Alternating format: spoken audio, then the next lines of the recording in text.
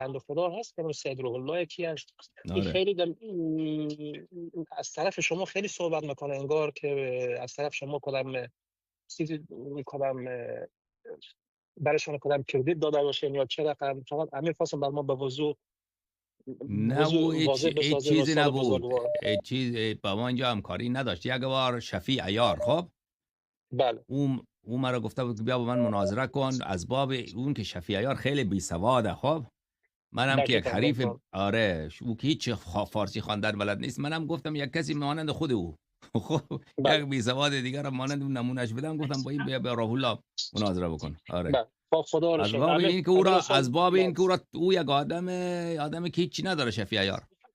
بله دقیقاً نه دقیقاً آره نه سواد داره، نه میتونه کتاب بخونه، هیچی. آره من از این دقیقاً. بابت گفته بود این ظاهرا فکر کرده که این نماینده منه. این نه بابا، این نماینده من نیست، این بنده خدا بله هیچی هم چون نیست. خیلی آره